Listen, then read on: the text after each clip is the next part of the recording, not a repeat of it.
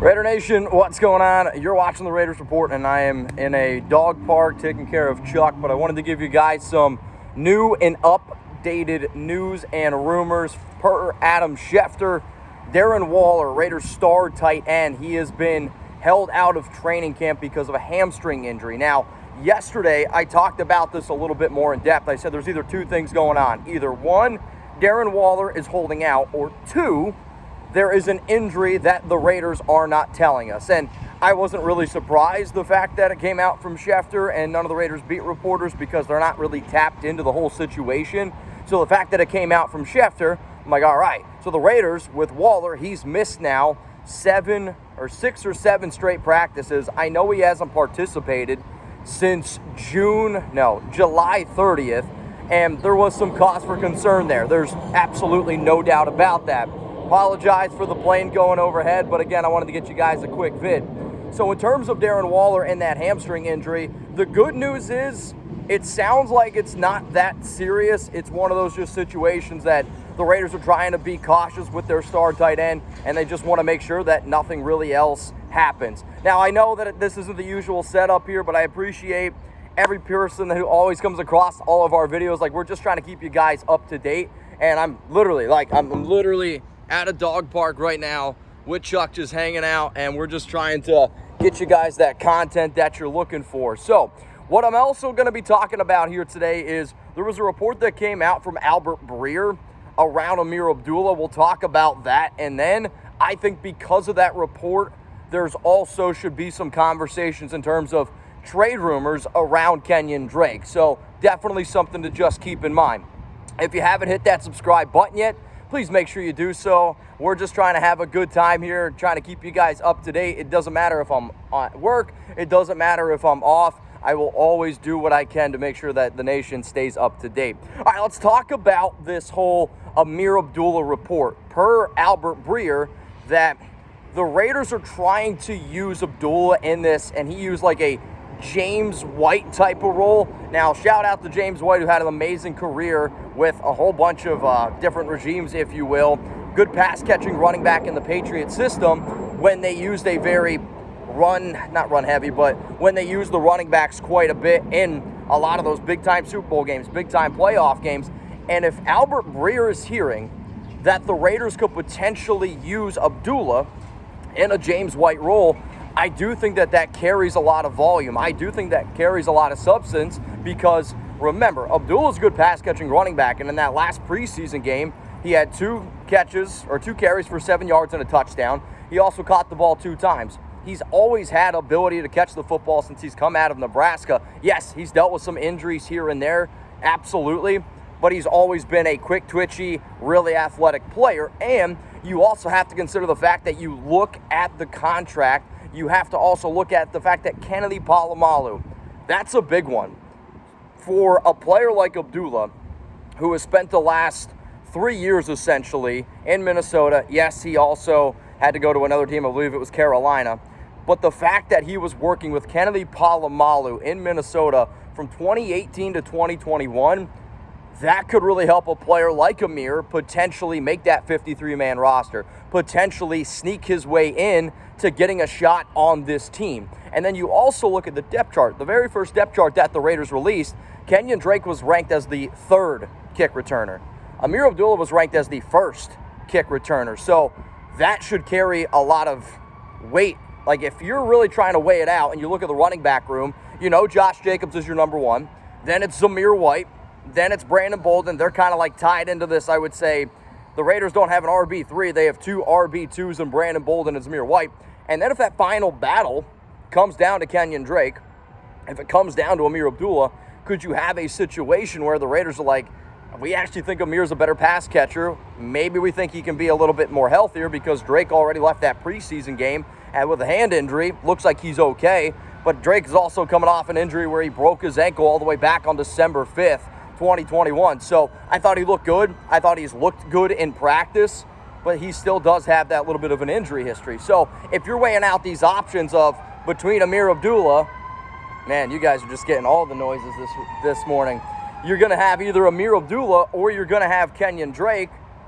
maybe you decide to go with Abdullah instead of Drake. So what I want to know from everyone who's watching right now, let me know down in the comments, which running back would you rather have? Would you rather have Ameer Abdullah, or would you rather have Kenyan Drake?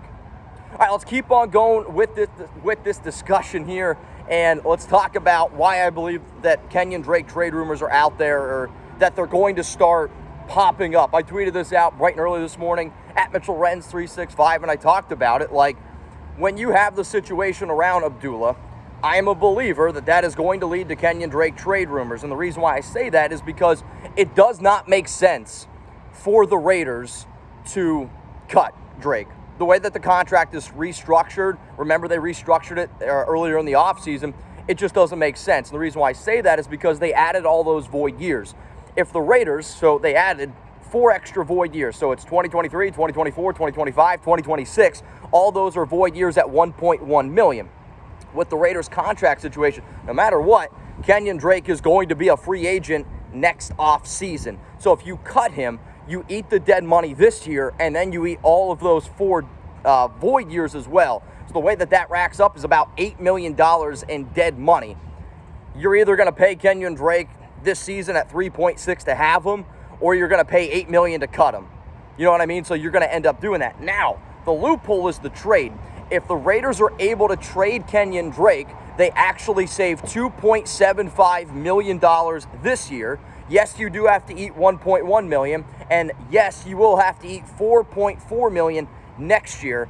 But the way that I look at the NFL, the way that this whole league runs is I take it year by year. Yeah, you can plan here and there for little things, but when it comes down to money, when it comes down to salary cap, the Las Vegas Raiders right now have $22.3 million.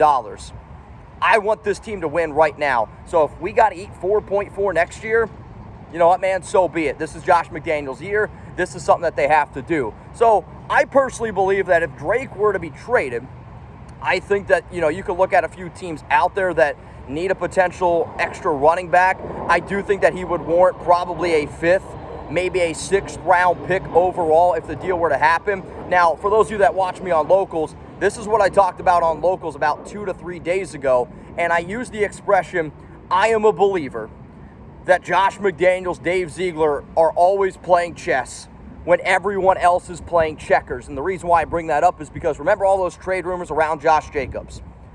It didn't really sound like that there was any legs to that whatsoever. From honestly what it sounded like was a lot of these guys, Paul Gutierrez, Vic Tafur, they heard probably running back rumors, and they just went with Josh Jacobs because he played in the NFL Hall of Fame game.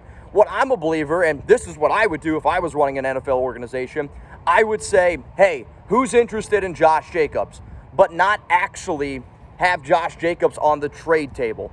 I would try to be feeling out, seeing, okay, who's actually looking for a running back, and instead of shopping Jacobs, I'm actually shopping Kenyan Drake because of the contract restructure and because of the fit with Ameer Abdullah. So remember, like, if I was a car salesman, and you see this tactic used all the time in our everyday life, the nice car, right?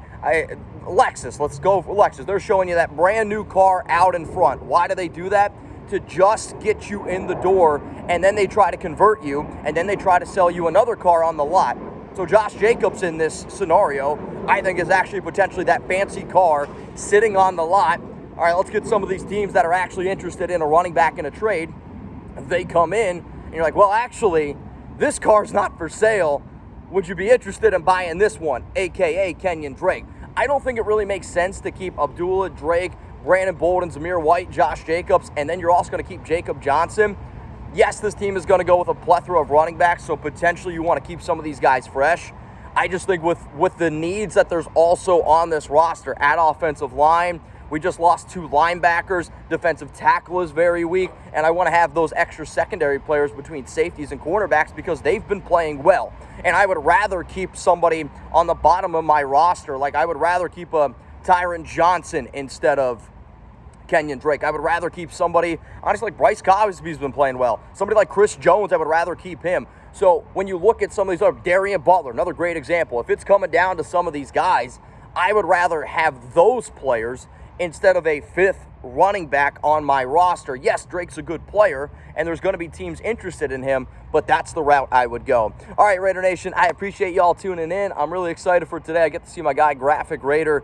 He's going to be coming to Dallas. We're going to be going to watch the Kevin Hart show together, so it's going to be a good time. So you might see me a little bit later on. I might do some stuff with Graf later. We're going to be having a good time. But from Chuck and I, we appreciate you all tuning in. Wanted to keep you up to date. Again, I made this video because Adam Schefter updated all of us on the injury around Darren Waller. It is a minor hamstring injury.